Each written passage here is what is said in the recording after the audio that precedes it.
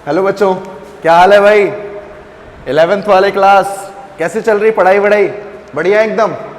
तो अपन ने क्या सीखा था भाई? कुछ भूल वूल तो नहीं रहे हो? हाँ, सिर्फ मस्ती चल रही है। तो देखो, पढ़ाई वढ़ाई भी करते रहो, मस्ती भी चलती रहेगी, पढ़ाई भी चलती रहेगी, ठीक है ना। तो अपन ने क्या पढ़ा था, कुछ ध्यान है क्या? आपको कुछ ध्यान आ रहा है क्या क्या पढ़ा था अपन ने? मेरे ख्याल से अपन ने मेसोमेरिक के फैक्टर पढ़ लिए थे, कैटायन एनायन की स्टेबिलिटी पढ़ ली थी, और देन उसके बाद हमने एसिडिक स्ट्रेंथ की भी प्रैक्टिस की थी। क्लियर? अब एसिडिक स्ट्रेंथ में हम उसी के आगे बच्चों थोड़ा सा अपन एडवांस लेवल जाएंगे, क्योंकि अब हमारे पास जो टॉपिक्स आएंगे उनमें कहीं ना कहीं कॉन्सेप्चुअल बहुत अच्छा है। अगर आपके पास कॉन्सेप्ट अच्छा है, कॉन्सेप्ट सही है, इसका मतलब तब परफेक्टली वहां पर एसिडिक स्ट्रेंथ आप कर पाएंगे। क्लियर? तो चलिए स्टार्ट करते हैं। एसिडिक स्ट्रेंथ के कुछ तगड़े क्वेश्चन करेंगे आज हम यहाँ पर। किसके? Acidic strength. हमने पता है मेसोमेरिक बहुत अच्छे से सीख रखा है, मेसोमेरिक के यूज बहुत अच्छे से सीख रखे हैं, तो हमें कोई दिक्कत मेरे ख्याल से नहीं होनी चाहिए मेसोमेरिक में कि अप्लाई कैसे करते हैं, कैसे हम देखते हैं वहाँ प्लस एम माइनस एम है, कैसे हम देखते हैं कि वहाँ पर इंडक्टिव शो करेगा या रेजोनेंस फैक्टर शो करेगा। क्या ये सारी बातें अपन ने सीख रखी है? तो अपन ने सिंपल सी बात यही की है कि अगर कोई ऑर्थो पैरा पोजीशन पे है तो पक्की बात है वो ग्रुप क्या शो करेंगे? रेजोनेंस फैक्टर शो करेंगे। अगर मान लीजिए कोई मेटा पोजीशन पे है तो वहां रेजोनेंस फैक्टर क्या होगा? शो नहीं होगा, सिर्फ और सिर्फ क्या शो होगा? इंडक्टिव शो होगा। क्या सिंपल सी बात समझ में आती है?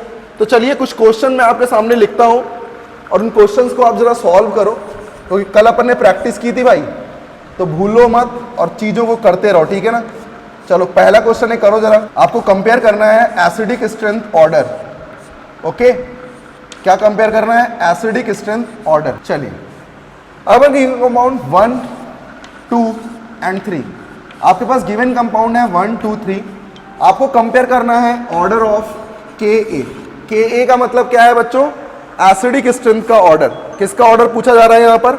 एसिडिक स्ट्रेंथ का ऑर्डर पूछा जा रहा है। क्लियर? तो चलिए कोशिश करिए, सॉल्व करिए। मैं आपके सामने फिर से क्वेश्चन लाऊंगा और क्वेश्चन करेंगे अपन। इन दो क्वेश्चन को सॉल्व करिए, फिर मैं आपको नए कॉन्सेप्ट सिखाता हूं। आज अपन नए कॉन्सेप्ट की बात करने वाले हैं।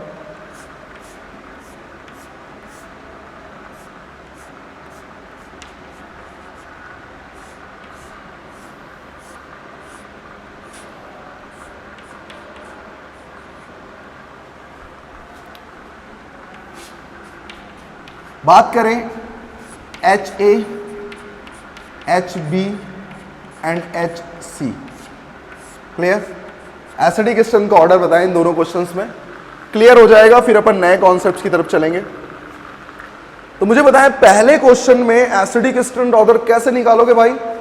क्या सबसे पहले एसिडिक स्ट्रेंथ में क्या रिमूव करना होता है? एसिडिक H रिमूव करना होता है। एसिडिक H रिमूव करने की बारी आएगी तो कहां से आएगी? क्योंकि मुझे पता है नाइट्रोजन के पास सबसे ज्यादा एसिडिक H है, क्योंकि बाकी सब कार्बन है और उनसे H निकालना अच्छी बात नहीं है कंपेयर टू NH2।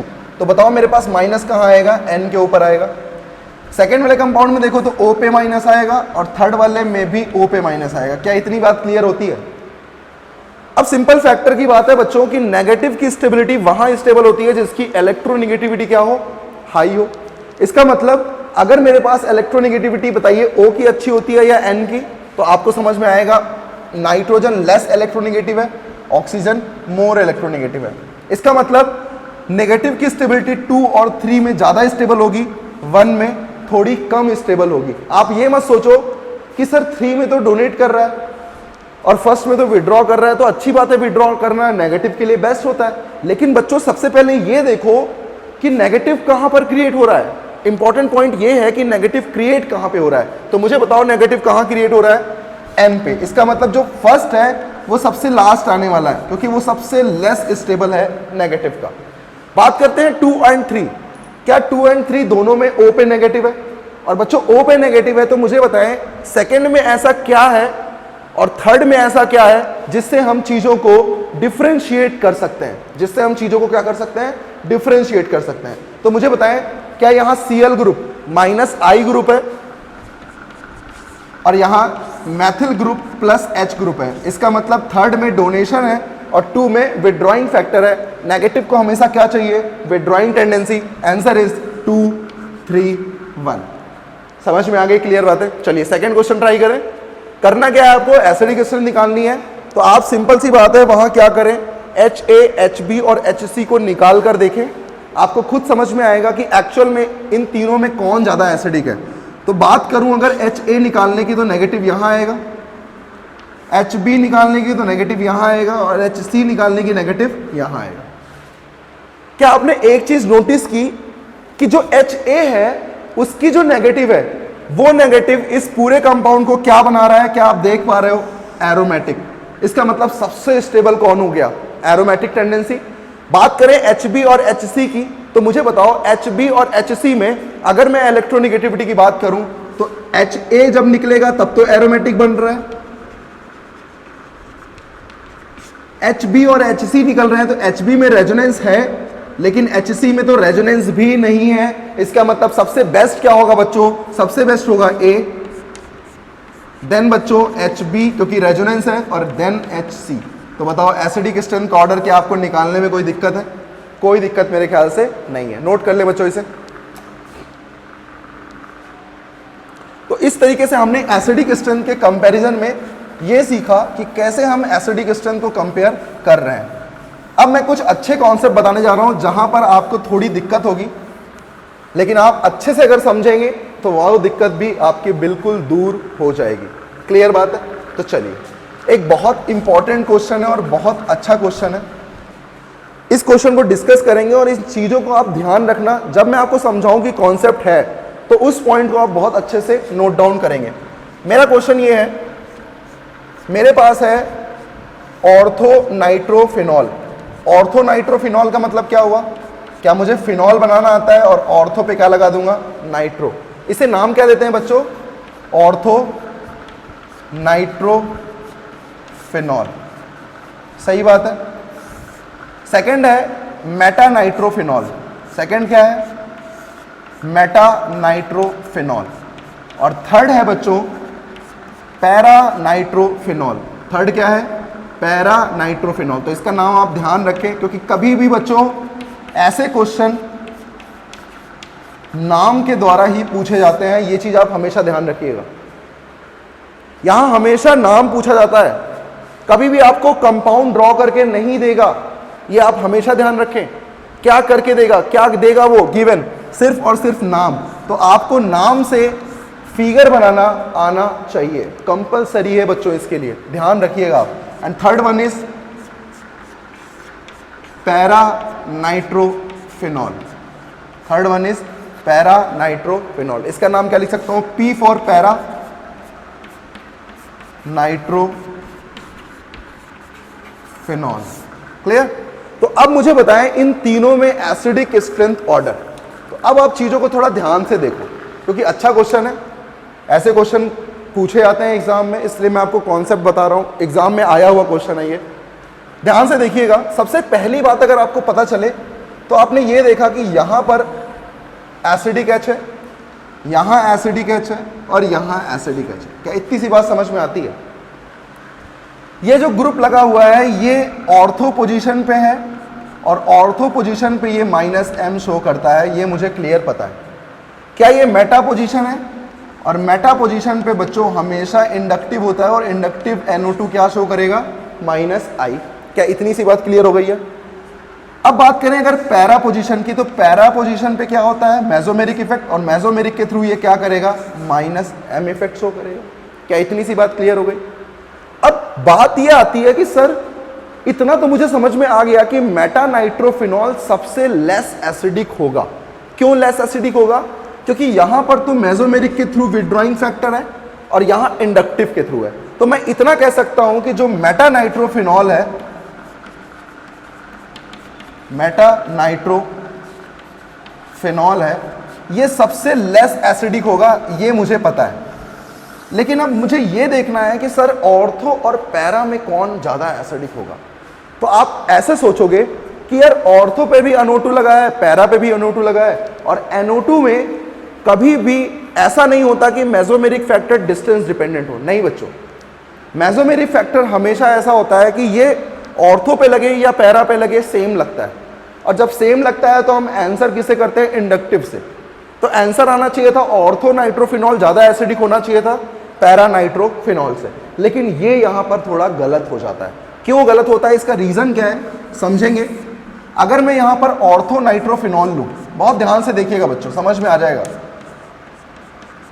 तो ऑर्थो नाइट्रोफिनॉल की अगर हम बात करें तो यहाँ पर बच्चों क्या होता है, इस O पर हाईली डेल नेगेटिव आता है, इस H पर हाईली डेल पॉजिटिव आता है, और इन हाईली डेल नेगेटिव और डेल पॉजिटिव के बीच में क्या होती है, हाइड्रोजन बॉन्डिंग। और इस हाइड्रोजन बॉन्डिंग को हम नाम देते हैं बच्चों इंट्रा मॉलिक्यूलर हाइड्रोजन बॉन्डिंग। क्या नाम देते हैं बच्चों इसको हम, intra molecular hydrogen bonding. Intra molecular का मतलब क्या हुआ, सेम कंपाउंड में। आपने स्कूल्स में देखे होंगे inter school competition, intra school competition. Intra school competition क्या होता था, अपने स्कूल में ही, कोई बाहर से बच्चा नहीं आता था। वैसे ही यहाँ जो पूरी प्रॉपर्टी शो हो रही है वो सिर्फ और सिर्फ इसी कंपाउंड में शो हो रही है, जिसकी वजह से ये NO2 इस H प्लस को अपनी तरफ क्या करना चाहता है, अट्रैक्ट करना चाहता है। अगर मैं इसको दूसरे लैंग्वेज में बोलूं तो इस H प्लस को अपनी तरफ क्या करना चाहता है, खींचना चाहता है। तो मुझे बताएं H प्लस को एक्सेप्ट करने की टेंडेंसी या H प्लस को डोनेट करने की टेंडेंसी, ये एसिडिक स्ट्रेंथ ही तो कहलाती है। इसका मतलब ये जो हाइड्रोजन बॉन्डिंग के थ्रू H खींच रहा है, ये अच्छा खासा कंटेंट में H प्लस को अपनी तरफ अब्स्ट्रैक्ट कर रहा होगा। लेकिन यार अगर मेरे पास यही चीज पैरा में लगी हो तो क्या होता है, उसे भी ध्यान से देखें। जब मेरे पास ये पैरा नाइट्रोफिनॉल आता है बच्चों, तो यहां पर भी हाइड्रोजन बॉन्डिंग होती है, और यहां पर होती है बच्चों inter molecular hydrogen bonding. Word को बहुत ध्यान से सुने, कैसी हाइड्रोजन बॉन्डिंग होती है, इंटर मॉलिक्यूलर। मतलब क्या हुआ, अलग अलग कंपाउंड के बीच में हाइड्रोजन बॉन्डिंग। अब मुझे आप बताओ एक्सटेंट किस में ज्यादा है, किस में टेंडेंसी आपको ज्यादा दिख रही है H प्लस को अपनी तरफ खींचने की, ऑर्थो में दिख रही है या पैरा में दिख रही है। आपको क्लियरली पता चलेगा बच्चों कि inter molecular hydrogen bonding intra molecular hydrogen bonding से अधिक होती है, हाई होती है, उसकी टेंडेंसी अच्छी होती है। तो मुझे बताओ पैरा नाइट्रोफिनॉल में H प्लस को अपनी तरफ अब्स्ट्रैक्ट करने की टेंडेंसी क्या होगी, बहुत अच्छी होगी। इसी रीजन से बच्चों पैरा नाइट्रोफिनॉल सबसे ज्यादा एसिडिक होता है। एग्जाम में आ चुका है जेई में, तो बहुत अच्छे से ध्यान रखें इसको। देन आता है ऑर्थो नाइट्रोफिनॉल एंड देन आता है मेटा नाइट्रोफिनॉल। तो इन चीजों को आप नोट कर लें, यह बहुत इंपॉर्टेंट क्वेश्चन है, नोट कर लें बच्चों इसे। चलिए, तो आपने इसको नोट डाउन कर लिया। तो आपने ये देखा कि अगर मेरे पास कहीं भी इंट्रामॉलिक्यूलर हाइड्रोजन बॉन्डिंग आती है तो वो इंटरमॉलिक्यूलर से कम अच्छी होती है, कम पावरफुल होती है। क्लियर बात समझ में आ गई? तो मुझे बताएं intermolecular hydrogen bonding always greater than intramolecular hydrogen bonding. Clear बात है? अब मैं आपको एक बहुत अच्छा कॉन्सेप्ट सिखाने जा रहा हूं, और कॉन्सेप्ट है, यहां कॉन्सेप्ट आने वाला है बच्चों। कॉन्सेप्ट का नाम है ऑर्थो इफेक्ट। क्या नाम है? Ortho effect. ध्यान दीजिएगा क्या है ये ऑर्थो इफेक्ट का मतलब क्या है, चीज़ों को पहले थोड़ा समझिएगा, फिर मैं आपको यहाँ पर अच्छे से एग्जाम्पल भी यहाँ पर मैं अच्छे से कराऊंगा। जैसे मान लीजिए बच्चों, मेरे पास एक टेंडेंसी है जहाँ पर मैंने इस बेंजीन रिंग को लिया और बेंजीन रिंग से मैंने ग्रुप G को ऐड कर दिया। ध्यान दीजिएगा, एक बेंजीन रिंग मैंने ली और बेंजीन रिंग से मैंने क्या किया, एक ग्रुप को अटैच कर दिया। क्लियर? सेकेंड ऑप्शन में मैंने क्या किया बच्चों, इस बेंजीन रिंग के साथ ग्रुप G अटैच किया और इसके साथ मैंने A ग्रुप भी अटैच कर दिया। क्लियर? अब मैं बात करने जा रहा हूं थर्ड की। थर्ड में भी मैंने एक बेंजीन रिंग किया और बेंजीन रिंग के साथ ग्रुप G अटैच किया और ग्रुप G के साथ मैंने एक ग्रुप B जोड़ दिया और एक ग्रुप A जोड़ दिया। बहुत ध्यान से देखिएगा, अगर मैं आपसे बोलूं कि इस G के साथ इसका कॉन्जुगेशन है इस जी के साथ क्या है, इसका कॉन्जुगेशन है बच्चों, किसका, रिंग का। तो मुझे बताएं एक्चुअल में रिंग में क्या होता है। जब हम रेजोनेंस करते हैं तो अगर रिंग में कैसा भी कंपाउंड लगा हो, अगर वो रेजोनेंस करने की टेंडेंसी शो कर रहा है, ध्यान दीजिएगा, अगर वो रेजोनेंस करने की टेंडेंसी शो कर रहा है, इसका मतलब हुआ सिंपल बात में कि ऑर्बिटल्स की ओवरलैपिंग। तो मुझे बताइए अगर ऑर्बिटल्स की ओवरलैपिंग यहां होनी है तो क्या यहां पर कोई दिक्कत होगी? बिल्कुल दिक्कत नहीं होगी, बिल्कुल अच्छे से ओवरलैपिंग होगी। क्यों अच्छे से ओवरलैपिंग होगी? क्योंकि बच्चों मैंने आपको बताया था कि जब भी आपको ओवरलैपिंग करनी हो, जब भी ऑर्बिटल्स को ओवरलैपिंग करनी होती है तो वो क्या सोचता है, वो ये सोचता है कि मेरे अगल और बगल पोजीशंस में हिंड्रेंस पार्टिकल नहीं होने चाहिए, हिंड्रेंस मॉलिक्यूल, हिंड्रेंस ग्रुप नहीं होने चाहिए, जिसकी वजह से ऑर्बिटल्स की ओवरलैपिंग बेकार ना हो, जिसकी वजह से ओवरलैपिंग में कोई दिक्कत ना हो बच्चों। तो मुझे बताओ अगर कोई ग्रुप जी लगा हुआ है और ये जी ग्रुप बल्कि ग्रुप है तब भी कोई दिक्कत नहीं है, क्योंकि यहां पर कोई ग्रुप्स नहीं लगे हैं, ना ऑर्थो पर कोई ग्रुप है ना ही इस ऑर्थो पर कोई ग्रुप है। इसका मतलब जो भी ओवरलैपिंग होगी वो बहुत अच्छी होगी। तो मैं कह सकता हूं यहां पर रेजोनेंस क्या होगा, 100% रेजोनेंस होगा। क्या इतनी बात समझ में आती है? क्योंकि इसके क्वेश्चन पूछे गए हैं बच्चों, बहुत ज़्यादा पूछे गए और हमेशा पूछे गए हैं, इसलिए ये कॉन्सेप्ट समझना बहुत ज़रूरी है। तो मुझे बताओ रेजोनेंस कितने परसेंट होगा यहाँ पर? 100%। इसका मतलब मैं कह सकता हूँ ओवरलैपिंग कैसी होगी, ओवरलैपिंग यहाँ पर बेस्ट होगी। कैसी होगी? बेस्ट होगी। बात करते हैं सेकेंड ग्रुप की। यहां पर कंडीशन क्या रख दी बच्चों, इफ G इज बल्कि and A is also a बल्कि ग्रुप, ऑल्सो अ बल्कि ग्रुप। अगर मान लीजिए मेरे पास A भी बल्कि है और G ग्रुप भी बल्कि है, अब क्या होगा? अब ध्यान से देखिएगा यार, मेरे को बताइए अगर मेरे को मार्केट जाना है, मेरे को मार्केट में किसी से मिलना है, तो मैं क्या चाहूंगा कि जिससे मैं मिलने जा रहा हूं वो किसी के साथ आए?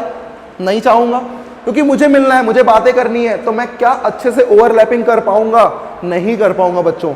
मुझे बताइए क्या ये ऑर्बिटल्स जब ओवरलैप करेंगे इस बेंजीन रिंग के साथ तो कहीं ना कहीं इस ए ग्रुप का रिपल्शन फैक्टर वर्क करेगा या नहीं करेगा? करेगा। इसका मतलब अगर ऑर्थो पर बल्कि ग्रुप आ जाता है तो बच्चों ओवरलैपिंग उतनी इफेक्टिव नहीं होती है, ये आप ध्यान रखें। तो बताइए यहां पर मैं लिख सकता हूं लेस देन 100% ओवरलैपिंग। क्या बोल सकता हूं? Less than 100% overlapping. मतलब क्या हो रहा है, ऑर्थो पर एक बल्कि ग्रुप है, उस बल्कि ग्रुप की वजह से ऑर्बिटल्स के बीच में जो ओवरलैपिंग है वो उतनी इफेक्टिव नहीं है। इसी इफेक्ट को बोलते हैं बच्चों ऑर्थो इफेक्ट। क्या बोलते हैं? Ortho effect. क्या मतलब है इसका? ऑर्थो इफेक्ट की वजह से इस बेंजीन रिंग और इस ग्रुप में जो ओवरलैपिंग होनी थी वो उतनी इफेक्टिव नहीं हो पाई। क्यों नहीं हो पाई? क्योंकि इस ग्रुप का क्या है, हाईली रिपल्शन है। कब रिपल्शन होगा? जब ये बल्कि ग्रुप होगा। अगर ये स्मॉल ग्रुप हुआ तो बच्चों रिपल्शन नहीं होगा। ये कब है? जब ग्रुप्स क्या होने चाहिए, बल्कि होने चाहिए। मैं आपको बताऊंगा बल्कि ग्रुप कौन होते हैं और स्मॉल ग्रुप कौन होते हैं। यहां पर ध्यान दीजिए, मैं लिखवा देता हूं एक पॉइंट। अगर मेरे पास कोई पूछे बल्कि ग्रुप, तो बल्कि ग्रुप कौन कौन से होते हैं बच्चों? जैसे कार्बोक्सिलिक एसिड बल्कि होता है, जैसे NR3+ बल्कि होता है, NH3+ भी बल्कि होता है बच्चों। R कंटेनिंग ग्रुप जितने भी होते हैं ये सब क्या होते हैं, बल्कि होते हैं। बहुत ध्यान से सुनिएगा। NO2 क्या होता है, बल्कि होता है। ठीक, तो ये सारे ग्रुप अगर आते हैं तो आप तुरंत समझ जाओगे कि मेरे पास ये कैसे ग्रुप है, बल्कि ग्रुप है। लेकिन अगर मैं स्मॉल ग्रुप की बात करूं तो स्मॉल ग्रुप का मतलब क्या है बच्चों? अगर NH2 है तो वो स्मॉल है, लेकिन अगर NH3+ बन गया तो वो बल्कि है। ऐसे ही OH ग्रुप स्मॉल ग्रुप में आता है, OR ग्रुप भी स्मॉल ग्रुप में आता है, CN ग्रुप भी स्मॉल ग्रुप में आता है। तो इस तरीके के जो ग्रुप होते हैं वो क्या होते हैं, स्मॉल ग्रुप में आते हैं। ध्यान रखिएगा आप। तो मुझे बताइए अगर मेरे पास A भी बल्कि है और G भी बल्कि है तो क्या इफेक्टिव ओवरलैपिंग होगी? नहीं होगी। तो मैं क्या लिख सकता हूं कि लेस देन 100% ओवरलैपिंग। क्लियर बात है। थर्ड केस देखिए, थर्ड केस बहुत इंपॉर्टेंट है। यहां मैं लिख रहा हूं if G A and B all three are bulky, all three are bulky groups। सबके सब क्या है? बल्की ग्रुप है। सबके सब क्या है? बल्की ग्रुप है। तो अभी आपने देखा कि यार यहां पर जो ओवरलैपिंग थी ये इसकी वजह से कम हो रही थी, लेकिन यहां पर तो कोई ग्रुप लगा नहीं था, तो यहां पर थोड़ी बहुत ओवरलैपिंग अच्छी हो सकती थी, इसीलिए मैंने इसको क्या लिखा था? Less than 100% overlapping. लेकिन बच्चों यहां तो ये ग्रुप भी बल्की है, ये भी बल्की है, और साथ ही साथ ये भी बल्की है। तो जब तीनों ग्रुप बल्की हो गए तो मुझे बताओ अब तो बहुत ही कम रिपल्शन है, मतलब बहुत ही कम ओवरलैपिंग होगी। किनके बीच? ऑर्बिटल के बीच ओवरलैपिंग बिल्कुल कम होगी। और मैं ये सिंपल सी बात समझ सकता हूं कि जब ये बल्की ग्रुप है तो ये इतना रिपल्शन क्रिएट करेंगे, इतना रिपल्शन क्रिएट करेंगे, जिसकी वजह से ये जो सिग्मा बॉन्ड है, इस सिग्मा बॉन्ड के थ्रू कंपाउंड क्या कर जाएगा? रोटेट कर जाएगा। तो अब बहुत अच्छी चीज आपने देखी, पहले कंपाउंड प्लेनर थे, पहले कंपाउंड कैसे थे? प्लेनर थे, लेकिन ये बल्की ग्रुप की वजह से रिपल्शन इतना ज्यादा हुआ कि इस सिग्मा बॉन्ड के थ्रू इजीली कंपाउंड क्या हो गया? रोटेट हो गया। अब जब रोटेट हो गया तो बताओ ये चीजें क्या प्लेनर रही? नहीं रही। और प्लेनर नहीं रही तो बच्चों मुझे बताओ क्या रेजोनेंस यहां पर होगा? नहीं होगा। तो मुझे बताओ यहां पर मैं क्या लिखूंगा? 0% रेजोनेंस। और इसे बोलते हैं बच्चों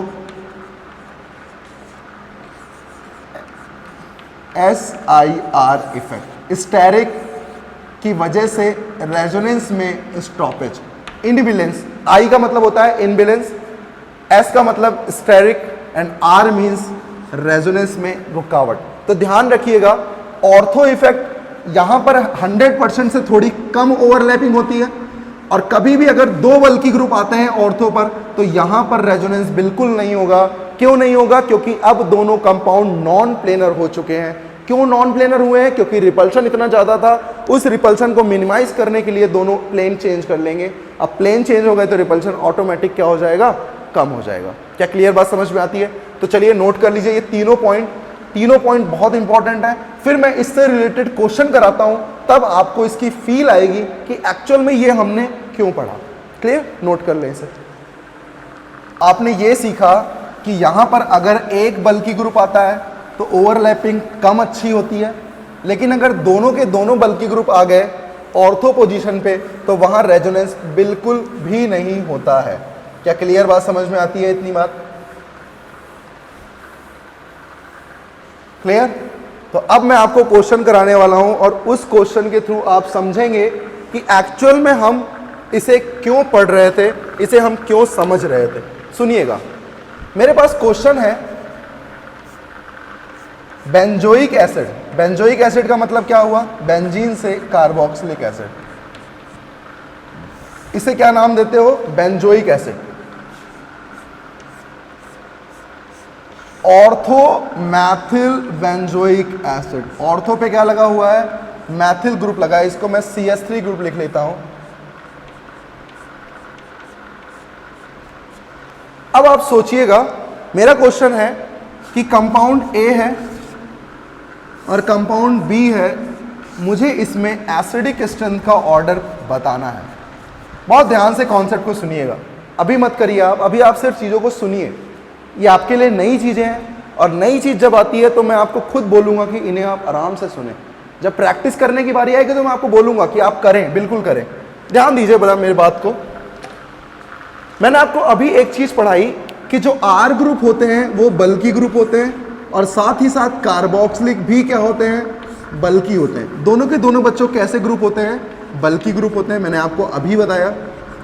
अब आप इस कॉन्सेप्ट को समझे थोड़ा सा।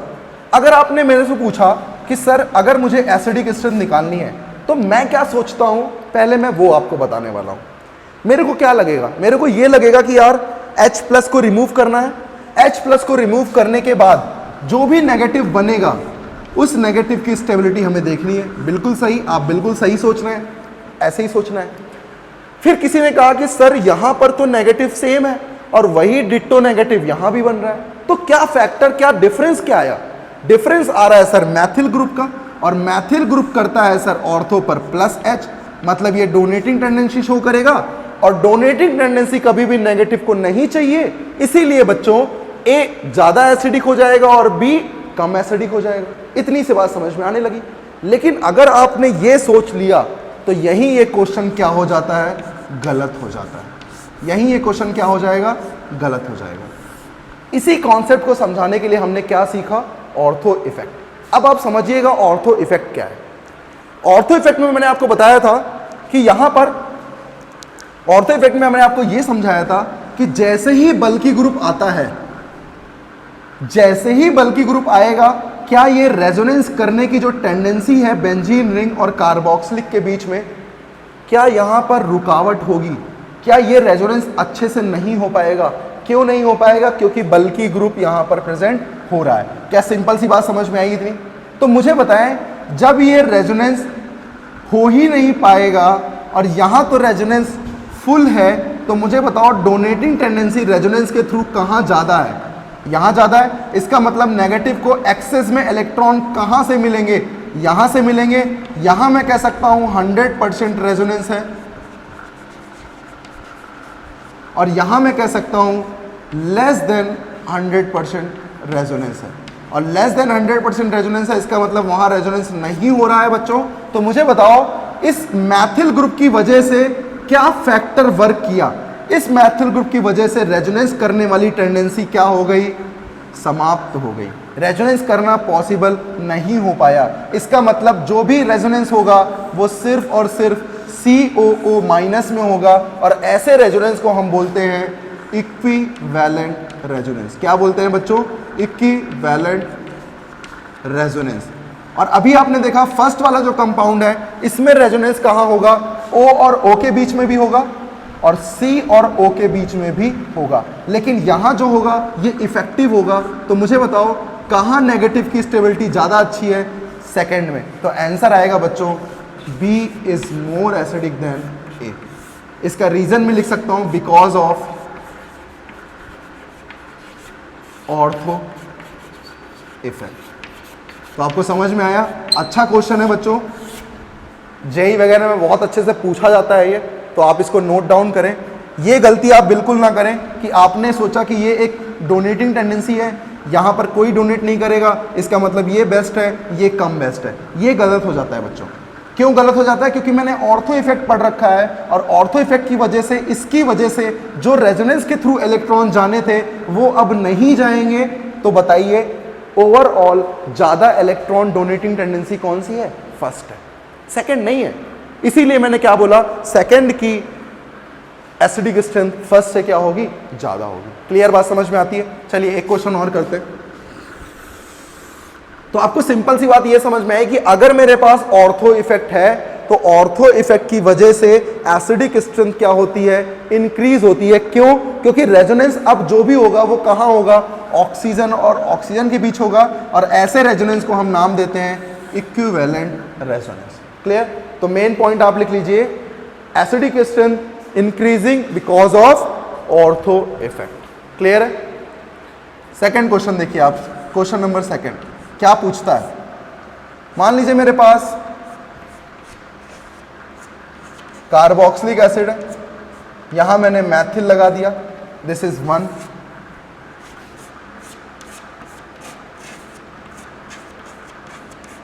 कार्बोक्सिलिक एसिड है, यहां मैंने मैथिल लगा दिया, दिस इज 2।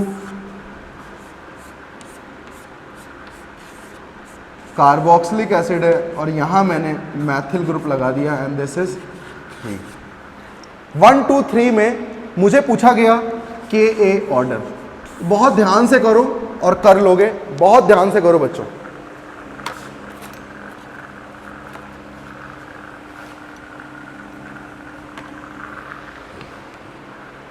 ट्राई कर लिया? मुझे बताओ इस मैथिल ग्रुप की वजह से यहां पर क्या होगा? Ortho effect. और ऑर्थो इफेक्ट जहां आएगा उसकी एसिडिक स्ट्रेंथ ऑटोमेटिक क्या हो जाएगी, सबसे टॉप मोस्ट हो जाएगी। इसका मतलब Ka का ऑर्डर में 1 तो सबसे पहले आएगा ही आएगा। क्लियर, इतनी बात क्लियर हो गई। क्योंकि रेजोनेंस सिर्फ O और O में होगा, रिंग का रेजोनेंस O की तरफ डोनेटिंग टेंडेंसी नहीं शो करेगा because of repulsion factor. Clear, लेकिन मेटा पोजीशन और पैरा पोजीशन पे कोई फर्क नहीं पड़ता, कोई रिपल्शन नहीं, क्योंकि डिस्टेंस बहुत दूर है तो ऑर्बिटल्स उस डिस्टेंस को मैटर नहीं करेगा और अच्छे से ओवरलैपिंग कर लेगा। लेकिन बच्चों 2 और 3 में अगर हम देखें तो क्या ये मेटा पोजीशन है, और मेटा पोजीशन पे इंडक्टिव इफेक्ट लगता है और मैथिल हमेशा क्या करेगा, प्लस आई इफेक्ट शो करेगा। और मुझे बताओ पैरा पोजीशन पे इफेक्ट क्या आएगा, प्लस एच आएगा। तो बताओ डोनेटिंग टेंडेंसी 3 में ज़्यादा है, 2 में कम है, और नेगेटिव को डोनेटिंग टेंडेंसी नहीं चाहिए। इसका मतलब 1 के बाद क्या आएगा 2, और 2 के बाद क्या आएगा 3। तो इस तरीके से हमने Ka ऑर्डर को बहुत अच्छे से सीखा। With the help of ortho effect ऐसे ऐसे क्वेश्चंस को हम सॉल्व कर सकते हैं। चलिए बच्चों नोट कर लीजिए सारी चीजें।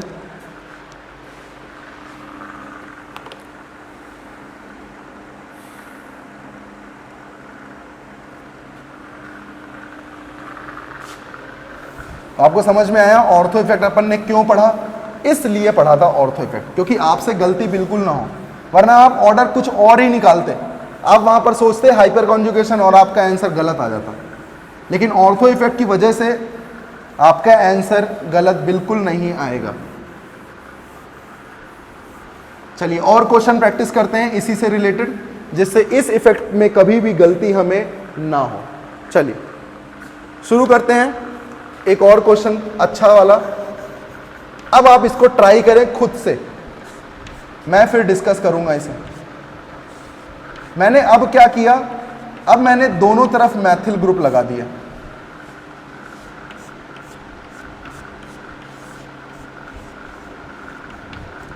एक तरफ मैथिल ग्रुप लगा दिया,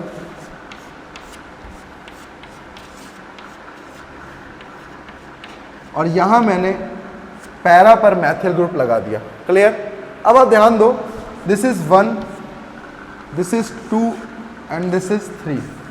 find the order of Ka। Ka का मतलब क्या है? Acidic strength. आपसे pKa भी पूछ सकता है, लेकिन हमेशा आपको Ka निकालना पड़ेगा और फिर उसको रिवर्स करना पड़ेगा। सेकंड क्वेश्चन यहां लिखता हूं मैं, सॉल्व करें इसे, सोचें बच्चों अच्छे से।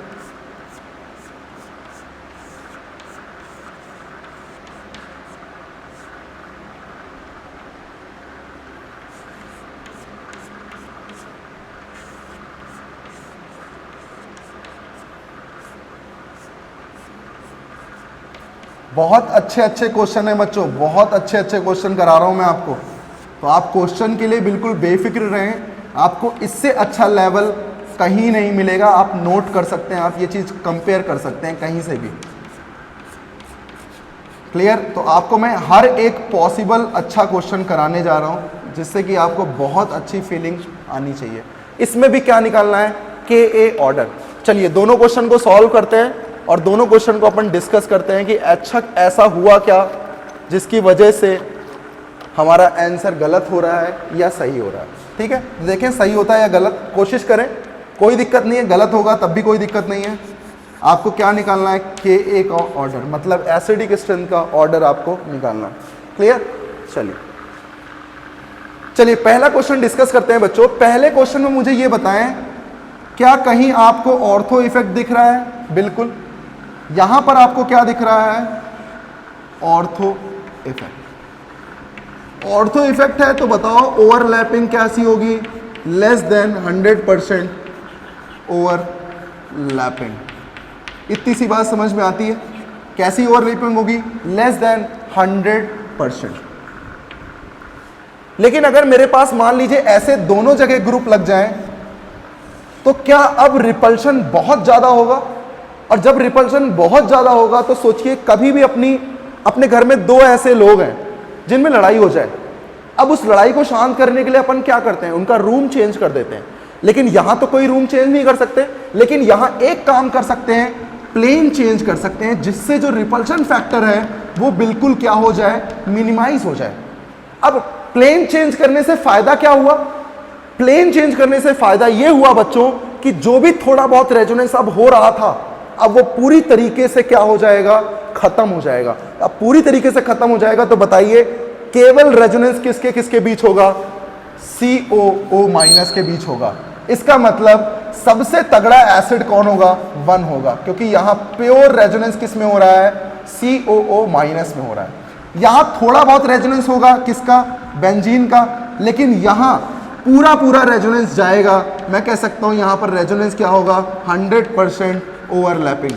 और 100% ओवरलैपिंग है बच्चों, तो बताओ मेसोमेरिक फैक्टर के थ्रू ये इलेक्ट्रॉन काफ़ी अच्छा डोनेट करेगा और माइनस को डोनेट करने की टेंडेंसी नहीं चाहिए।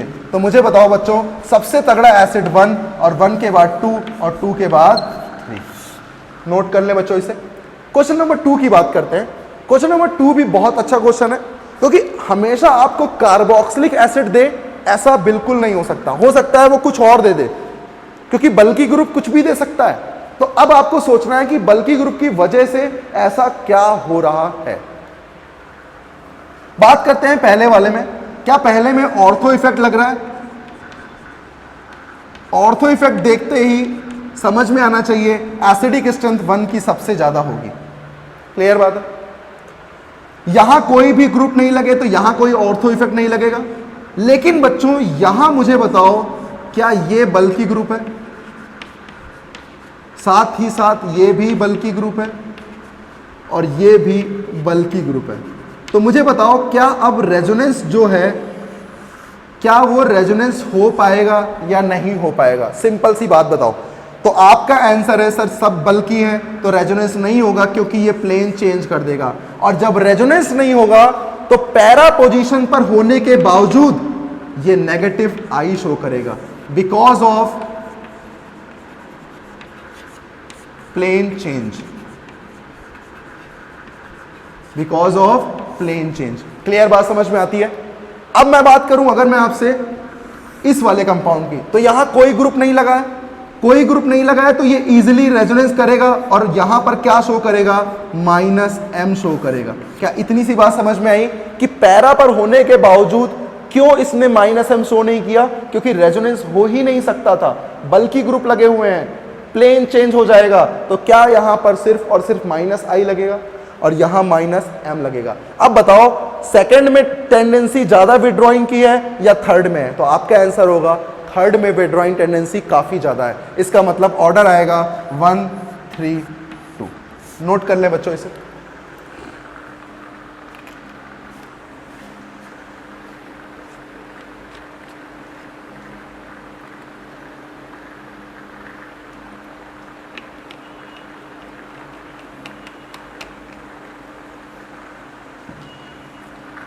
तो आपको समझ में आया कि क्वेश्चन कैसे कैसे वो पूछ सकता है।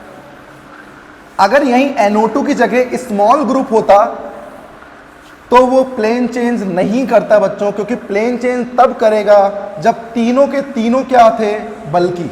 और आपने देखा वहां तीनों के तीनों बल्कि थे, NO2 भी बल्कि था, मैथिल ग्रुप भी बल्कि था, और बच्चों उस साइड भी मैथिल ग्रुप क्या था, बल्कि था। इसका मतलब वहां पर प्लेन चेंज हो जाएगा। लेकिन अगर मान लीजिए NO2 की जगह कोई स्मॉल ग्रुप होता तो प्लेन चेंज नहीं होता। जैसे एक क्वेश्चन और देखिए, अच्छा क्वेश्चन है, ट्राई करें बच्चों इसे। मान लीजिए ये कार्बोक्सिलिक एसिड है, यहां मैंने NO2 लगा दिया, यहां मैंने कार्बोक्सिलिक एसिड है, यहां मैंने NO2 ग्रुप लगा दिया और थोड़ा सा एक मैथिल ग्रुप लगा दिया। इसी तरीके से यहाँ पर मैंने क्या किया बच्चों, COH लगाया और यहाँ मैंने CN ग्रुप लगा दिया और साथ ही साथ मैंने यहाँ पर भी क्या लगा दिया, मैथिल ग्रुप, दोनों के दोनों लगा दिए। ध्यान दीजिएगा बच्चों, बहुत अच्छे से ध्यान दीजिएगा। यहाँ पर भी मैंने क्या किया, 2 बल्कि ग्रुप लगा दिए और यहाँ पर भी मैंने क्या किया, 2 बल्कि ग्रुप लगा दिए। अब मेरा क्वेश्चन है 1 2 और 3 में एसिडिक स्ट्रेंथ का ऑर्डर बताओ क्या होगा। क्या पूछ रहा हूँ मैं, एसिडिक स्ट्रेंथ का ऑर्डर क्या होगा? जल्दी से बताएं, सोचें, क्वेश्चन को सोचें अच्छे से। और ये सोचें कि स्मॉल ग्रुप है या बल्की ग्रुप है। स्मॉल है तो रिपल्शन नहीं होगा, बल्की है तो रिपल्शन होगा। मैं इधर एक और क्वेश्चन लिखता हूं।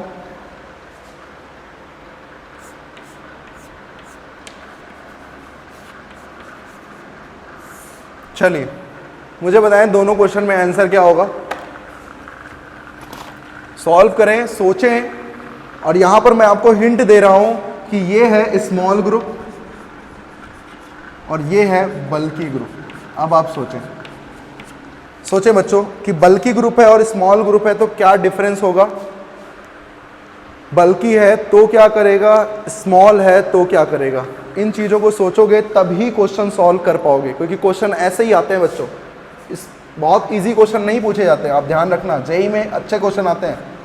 सबसे पहला COH है, H निकलेगा, NO2 माइनस M शो करेगा क्योंकि कोई भी ग्रुप बल्की नहीं लगा। सिंपल। H निकलेगा, यहां कोई ग्रुप बल्की नहीं है तो कोई ऑर्थो इफेक्ट नहीं है।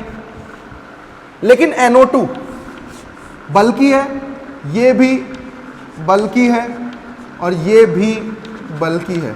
इसका मतलब बच्चों क्या यहाँ पर इनके फैक्टर की वजह से ये प्लेन चेंज हो जाएगा, और प्लेन चेंज हो जाएगा इसका मतलब क्या हुआ बच्चों, यहाँ रेजोनेंस NO2 और बेंजीन रिंग के बीच नहीं होगा, तो NO2 का सिर्फ और सिर्फ क्या लगेगा, -I। क्लियर बच्चों। CN क्या सा ग्रुप होता है, CN ग्रुप होता है स्मॉल ग्रुप। और जब स्मॉल ग्रुप की बात होती है तो स्मॉल ग्रुप में ऐसा कुछ नहीं होता। स्मॉल ग्रुप इजीली रेजोनेंस कर सकता है, उसे बल्की ग्रुप से कोई लेना देना नहीं है, और स्मॉल है तो ये -M शो करेगा। क्या इतनी सी बात समझ में आती है। अब NO2 और CN में -M किसका ज्यादा होता है, मुझे पता है -M हमेशा NO2 का ज्यादा होता है। किससे, CN से। तो मुझे बताओ ऑर्डर क्या आएगा, सबसे ज्यादा withdrawing tendency first, then third, then second. Answer is 1 3 2। Clear बात समझ में आती है। क्वेश्चन नंबर 2 की बात करते हैं। इसमें भी कुछ वैसा ही है, लेकिन अभी आपको यहां पर कॉन्सेप्ट अच्छा लगेगा। क्वेश्चन जेईई में आया हुआ है, ध्यान दें। कैसे करोगे बताओ, कैसे करोगे। हाइड्रोजन बॉन्डिंग तो नहीं सोच रहे हो। अगर हाइड्रोजन बॉन्डिंग सोच रहे हो तो सही सोच रहे हो। इसका मतलब मुझे बताओ, कार्बोक्सिलिक एसिड के पास डेल पॉजिटिव अच्छा है, इसके पास O के पास डेल नेगेटिव अच्छा है। हाइड्रोजन बॉन्डिंग बहुत एक्सेस में होगी और दोनों तरफ से होगी। हाइड्रोजन बॉन्डिंग मतलब क्या हुआ, H प्लस को अपनी तरफ अट्रैक्ट करने की टेंडेंसी, और H प्लस जितनी जल्दी रिलीज होगा एसिडिक स्ट्रेंथ उतनी ज्यादा होगी, क्योंकि H प्लस डोनेटिंग टेंडेंसी ही क्या होती है, एसिडिक स्ट्रेंथ। यहां पर हाइड्रोजन बॉन्डिंग एक साइड ही है, इसका मतलब कंटेंट ऑफ हाइड्रोजन बॉन्डिंग कहां अच्छी है बच्चों, 1 में। तो मैं कह सकता हूं due to hydrogen bonding 1 is greater than 2। Clear, note कर ले बच्चों इसे। आइए कुछ सिंपल क्वेश्चन की बात कर लेते हैं, जैसे OH है, NO2 है, OH है, NO2। इन दोनों क्वेश्चन को ध्यान से देखें और मुझे बताएं Ka का ऑर्डर क्या होगा। इसी तरीके से सेकंड क्वेश्चन बताता हूं मैं।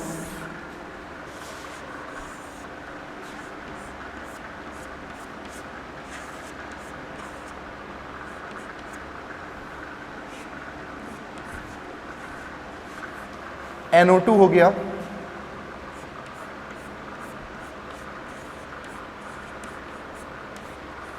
CHO हो गया,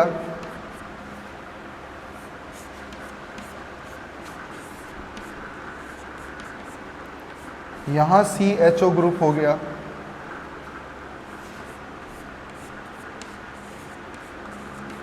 और यहां पर मैंने लगा दिया बच्चों Cl ग्रुप। चलिए ये चारों क्वेश्चन, ये दोनों क्वेश्चन आपको सॉल्व करने हैं और ऑर्डर ऑफ Ka बताना है। क्या बताना है, Ka का ऑर्डर बताना है आपको। क्या बताना है बच्चों, Ka का ऑर्डर। चलिए शुरू हो जाइए, फटाफट शुरू हो जाइए और करते हैं अपन एसिडिक स्ट्रेंथ। आज अपन इस एसिडिक स्ट्रेंथ को कंप्लीट कर लेंगे। नेक्स्ट क्लास में अपन बेसिक स्ट्रेंथ पे बात करेंगे, मेसोमेरिक के थ्रू बेसिक स्ट्रेंथ कैसे वेरी करता है, वहां पर भी कुछ कॉन्सेप्ट आते हैं जिनकी वजह से एक्सेप्शन माने जाते हैं वो। तो उन्हें भी हम बहुत अच्छे से सीखेंगे। एक्सेप्शन कुछ नहीं होता बच्चों, एक्चुअल में एक्सप्लेनेशन कहीं ना कहीं उस पर वेरी नहीं करता, उस पर वैलिड नहीं होता, इसलिए हम बोलते हैं कि ये कुछ अलग है। लेकिन उसकी प्रॉपर्टी को अगर हम समझ लें तो हमें यह भी समझ में आ जाता है कि एक्सेप्शन नाम की कोई चीज नहीं होती है। क्लियर? तो चलिए क्वेश्चन नंबर 1 को डिस्कस करते हैं और समझते हैं कि 1 में ऐसा क्या हुआ और एसिडिक स्ट्रेंथ का ऑर्डर क्या होगा। आपको बहुत अच्छे से क्लियर हो रहा है कि H कहां से निकालें, O से, तो H कहां से निकाल दिया आपने, ऑक्सीजन से। क्लियर? इस NO2 को देखो तो ये क्या है बच्चों, बल्कि, साथ ही साथ मैथिल ग्रुप भी क्या है, बल्कि, और दोनों बल्कि ग्रुप है बच्चों। तो बताओ बल्कि बल्कि के बीच में इतना रिपल्शन होगा कि ये सिग्मा बॉन्ड के थ्रू रोटेट कर जाएगा, तो रेजोनेंस क्या होगा, रेजोनेंस 0% होगा। और बताओ इंडक्टिव इफेक्ट शो करेगा, क्योंकि रेजोनेंस नहीं हो रहा है तो क्या शो करेगा, सिर्फ और सिर्फ -I। अब यहां पर बात करें तो ये स्मॉल ग्रुप है, अब स्मॉल ग्रुप है बच्चों और ये है बल्कि, तो कोई दिक्कत नहीं है, रेजोनेंस 100%, रेजोनेंस क्या होगा 100%, और साथ ही साथ ये भी इससे क्या करेगा, इलेक्ट्रॉन विड्रॉ करेगा, मतलब ये क्या शो करेगा, -M इफेक्ट। बताओ विड्रॉइंग टेंडेंसी 1 में ज्यादा है या 2 में, तो क्लियरली समझ में आता है कि 2 इज ग्रेटर देन 1, और यही होगा बच्चों Ka का ऑर्डर। क्लियर, समझ में आता है?